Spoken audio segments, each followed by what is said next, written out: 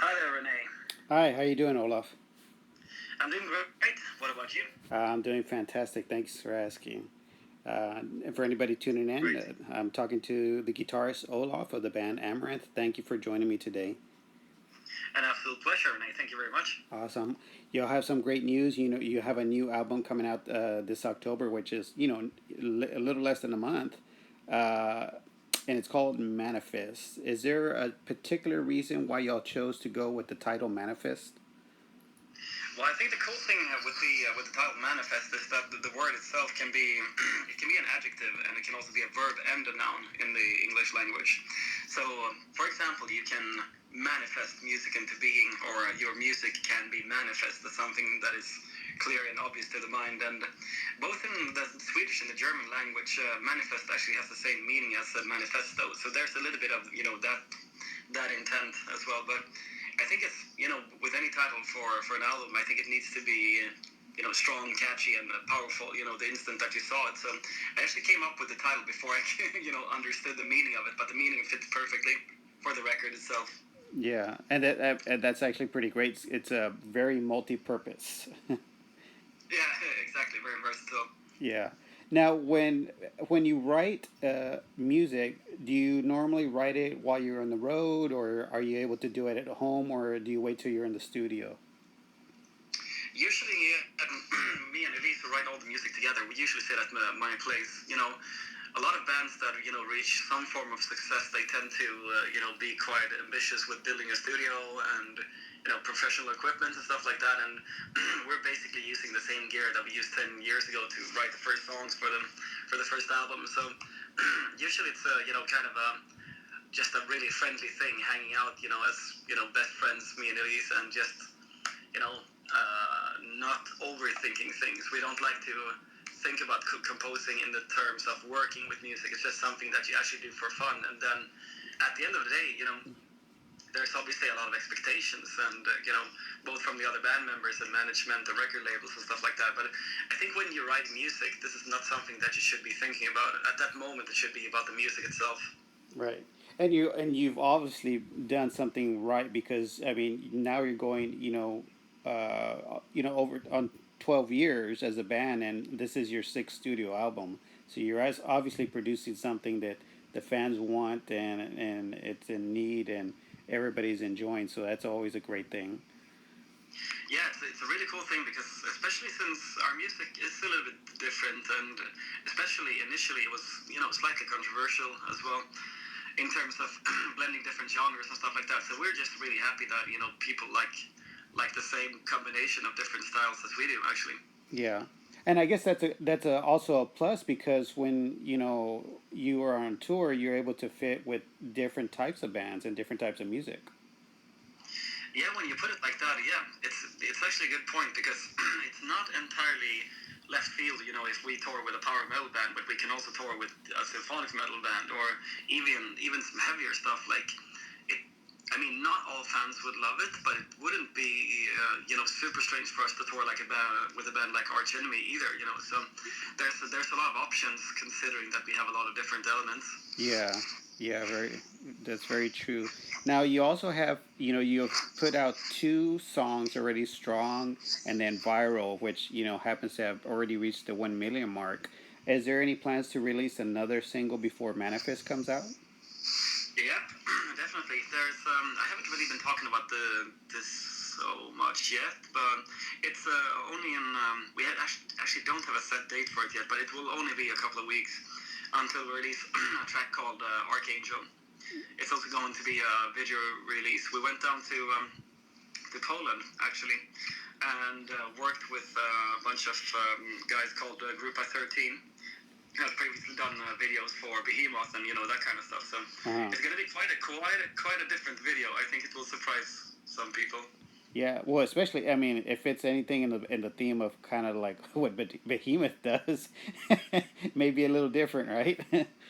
Yeah, but not as different as you would think. The thing Okay. is that the song Archangel itself, it's actually it's based upon English author John Milton's Paradise Lost, basically. Oh, So okay. it's a story about the fall of Lucifer, basically. But Yes. in terms of of the allegorical concept of, you know, not overreaching yourself and not to be too prideful unless you end up in hell, basically. And we want to represent this in a slightly gothic fashion, actually. So yeah, it will be quite a different video for Amaranth. Yeah. Now, your music has always been known for being, positive and uplifting. Is for this album, is that the trend that you're still continuing, or is there anything that you're maybe venturing out a little bit differently lyrically? I mean, I think we touch on, you know, quite a bit of darker themes, potentially and possibly as a, you know, some kind of internal response to the, you know, ongoing worldwide situation that we are facing. But I mean, even if we're dealing with darker themes, we wanted to, you know, approach it from, as you said, more of a positive and uplifting perspective. So let's say, for example, that you're dealing with, it can be anything from, you know, climate change to the ongoing pandemic. There's always going to be, you know, the positive outlook on it, that things can definitely get better. We are not believers in the apocalyptic, you know, worldview of things. I've read far too much history and too many, you know, doomsday prophecies from the last 2,000 years to believe that this time it's actually different. Right. Somehow we're able to overcome and get past this. I believe so, yes. Yeah. Now, for you personally, how do you think this album compares to Helix? I think of it in the terms of Helix being a little bit of the prototype to Manifest, because what we wanted to do after, you know, 4 albums and doing kind of a lot of experimentation, especially on Massive Addictive and Maximalism, the 3rd and 4th album respectively. I think we wanted to, consolidate our sound and just bring it up to the point where we were looking back at our entire career, using all the greatest elements from what we have done in the past, but also at the same time infusing new elements and still innovating. And based upon that idea, we took, you know, Helix and, you know, brought it up to 170%, you know, in our heads. Yeah. To make it a lot more powerful, a lot more heavier, even catchier, and, you know, it's constantly a quest of trying to deliver the perfect Amaranth album, you know, what the band should be about and what should the band sound like at its absolute strongest. And, you know, from my own very highly subjective opinion, I really think that we succeeded with this album. Very nice. You know, as a songwriter, you know, you always try to outdo yourselves or try to do something differently. Now, for yourself, how do you think you've developed as a musician coming into composing Manifest? I mean, just like you're saying, you always develop, you always learn new things, new, you know, tools and tricks of the trade, and especially, you know, listening to a lot of other music, I always tend to keep a very open mind when it comes to that. And I think for every song that you write, you learn something new about your own capabilities as a composer. And I think for this album, it was all about, as it often is with Amaranth, finding the perfect balance between simplicity, but still keeping it really interesting, and still also, you know, somehow complex in the harmony and in the performance of the music itself. So it's a bit of a tricky balance to strike, but that's also what makes it really interesting to work with. Yeah, for sure. Even though, and I only bring up the guitar sections myself because, you know, not that I do it anymore, but I used to play guitar back in the day, to where, you know, your guitar solos are very flashy. There's a lot of technique to it. Do you try to, you know, show a little bit more of that on your solos when you're composing, or does that just kind of flow as you're writing the song? Yeah, exactly. Like you say, I mean, usually I let the song kind of dictate what kind of guitar solo it should be. And not to sound pretentious, but it's almost like the song itself is telling you where you should go with it. Because if you have a really, really energetic song in general with, you know, lots of great performances on the drums and the vocals, then it wouldn't make much sense to keep a more, you know, less is more kind of approach to it. But yes. I mean, for example, they can also be the opposite, because we have a song called Scream My Name, track number 3 on the Manifest record, where the song it has a really, you know, let's say badass attitude from Elise, the way that she sings. And the way that I tried to represent that was, instead of playing really fast and flashy things, I just brought out an old Strat from the 80s Stratocaster, and just plugged it in and improvised maybe 2 takes, 3 takes at the most, just to to get close to Elise's attitude. But these days I try to not to overthink it. I mean, you know what spot you're going to play the guitar solo, you pick up the guitar, you hit space for play, and you kind of see what comes out, spontaneously. Yeah. Sometimes, just to mention also briefly, a song called The Game, which features more of a composed guitar solo with more, crystallized melodies. That's a little bit more, something that you compose during, 15 to 20 takes instead, basically. So it really depends on the song, how you approach it. Yeah. Now, something that you touched on briefly, and there's no way to avoid this, because of the pandemic, a lot of bands haven't been able to tour. But what some of them have been doing is live streams, pay-per-view performances. Is this something that Amaranthe may look into in the near future? It's a little bit of a both yes and no kind of situation, because while I think some bands have done it really, really great recently, because they had a little bit more time to plan it. Like, for example, the Wacken live stream with Sabaton and a bunch of other artists, or Behemoth just did live stream last week. So I think for a band like Amaranthe that is kind of visually based, it's very important that it's actually interesting to watch. Yeah. If you know what I mean. The music itself will be interesting if we just sit in a studio and play it as well, of course, and the performance will probably be perfect. But at the end of the day, I think for a band like Amaranthe, it really happens with the audience interaction. And in Sweden, there will be a press conference on October 1st, when they will have decided about opening up for live shows up to 500 people. And if we can have 500 people in a medium-sized club in Sweden, it might actually make a lot of sense to live stream that, especially for people in the US or other parts of Europe where it will not be possible. Then it could be very encouraging for people to see that, at least in some part of the world, shows with an audience is, starting to come back. So right. Yeah, we shall have to wait and see how it turns out. Yeah. So if for some reason, because you were supposed to have been in tour, and some reason, if those plans in October don't work out, will you be waiting till 2021 to start booking tours? What we're doing is, instead of booking shows for the next year, we're just we're scheduling dates and holding off dates, which can be cancelled if we are not, able to play them. Okay. So we'll have to see a little bit how it goes, but our intention is definitely to try to do the US tour next year. So it all depends on the government restrictions and the state of the pandemic.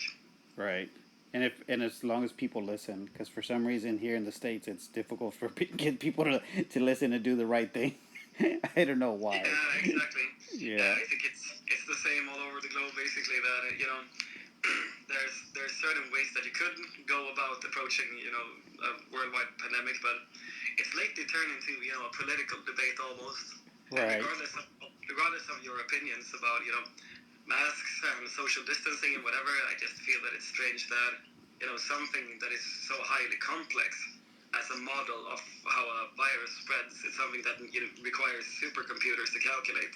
Then I find it interesting that it's pretty much divided down party lines, how to approach the thing. Right. Which I find a little bit more than silly on both ends. Oh yeah, for sure. I mean, especially because this isn't the first pandemic that we've ever had in history. This has happened before, just different strains, and so we've known how to deal with pandemics and outbreaks, and some people tend to be doing the opposite of what they're supposed to be doing. Yeah, exactly. You can see it historically in the U.S., for example, with the Spanish flu.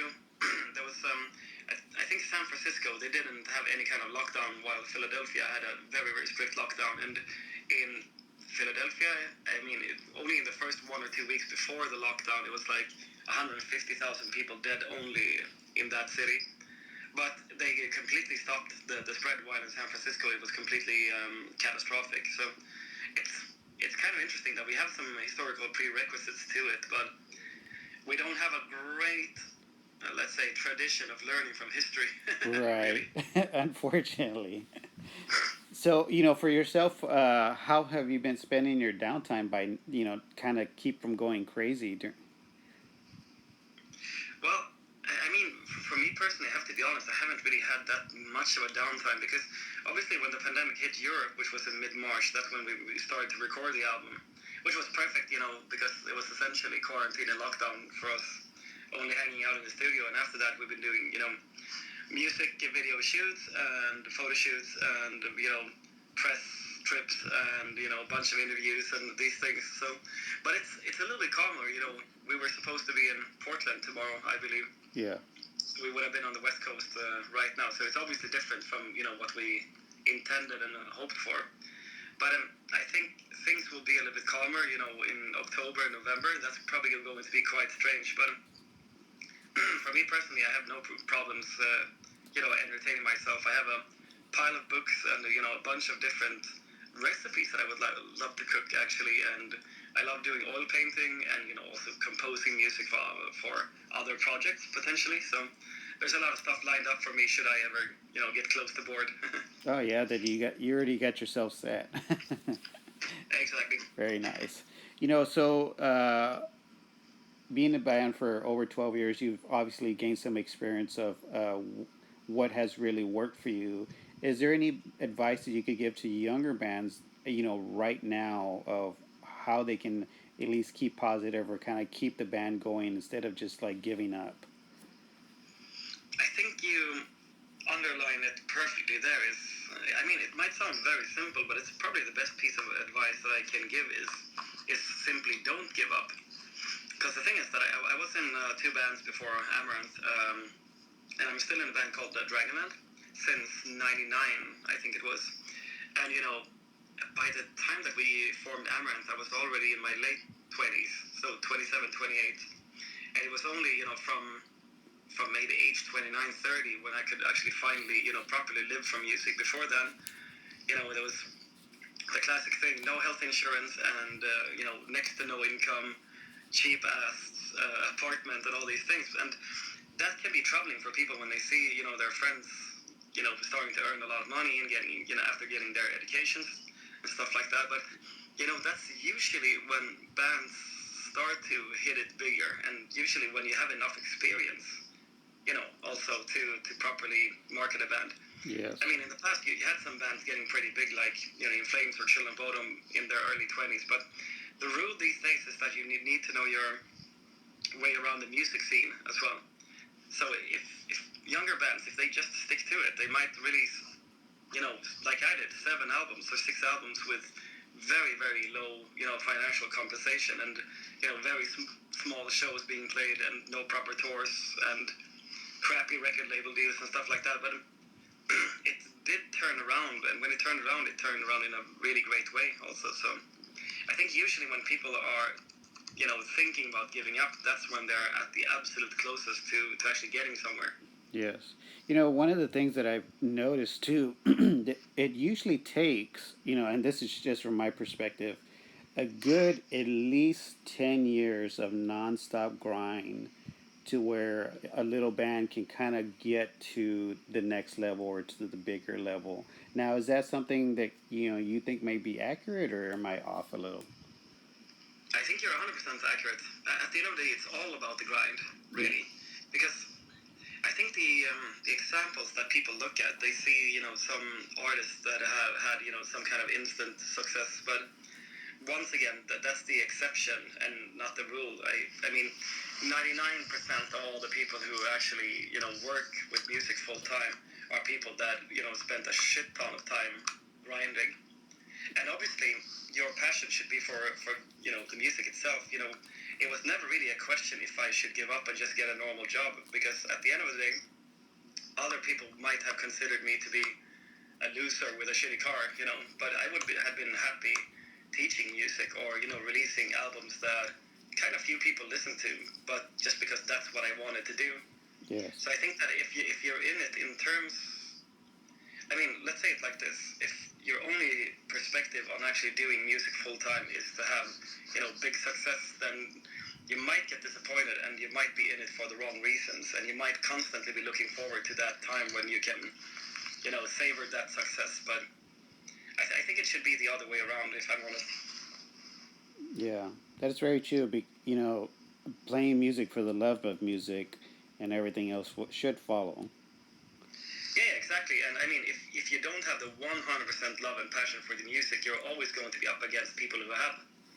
And then, even if you're the better musician, even if you're a better guitar player or a singer or whatever, then it's difficult to compete with people who breathes and lives the music, if you know what I mean. Yes. Yeah, that 100% commitment and nothing else. Exactly. Yeah. So, kind of almost towards the end of our conversation here, for you, once touring does start, besides, finally being able to play live, which is the main reason why, you're in music, what else are you looking forward to the most? It's obviously the interaction with the fans, even if it's from a stage or just hanging out talking to people after a show, by the tour bus, or these things is exactly what you miss at the end of the day. It's really cool to get up close and personal with the people that enjoy the music that we get, because if they're like our quirky interpretation of metal, they would probably be people that you get along with most of the times as well. Right. So and just the general traveling. I mean, this US tour that we would have been on right now would have been running for 7 weeks, back and forth across the continent, basically. So I miss that aspect of traveling as well, seeing new places or revisiting familiar places. Yeah. Some of those things, yeah, unfortunately, everybody that's into music or love music that's like something that's like a big void that's missing right now, and we it's like we can't get there soon enough. No, exactly. I think that's what everybody feels like right now. But at least I'm still really happy of the decision that we took to release the album now. Anyway, even if we couldn't tour on it, because we believe that it's an uplifting and positive album, and hopefully people will get a little bit of encouragement in these dark times. Yeah, and that's as a fan, that's what we have to look forward to right now. Even though we can't go to live shows, bands like yourself, still putting out music, even though there's no touring, it's still giving us something to kind of help us keep us going. And you're right with the uplifting messages. It makes our days a little bit easier to kind of handle. Yeah, great to hear. That's exactly the intention, and gives people plenty of time to practice the lyrics so they can sing along in the live shows. Hell yeah, for sure. So, kind of concluding our conversation here, is there anything else that you would like to promote for the band, or any parting words? Only that, yeah, thank you anyone and everyone listening right now for your support throughout the years. We're extremely humbled and grateful for it, and hope everyone will appreciate first our next single, Archangel, coming in a couple of weeks, and the Manifesto album coming on October 2nd. And see you guys soon. Excellent, Olaf. Thank you very much for your time, and enjoy your day, and I look forward to the release of the album this coming October. Thank you very much, Renee. An absolute pleasure to be talking to you. Thanks, you too. Take care. Take care, man. Bye. Bye-bye.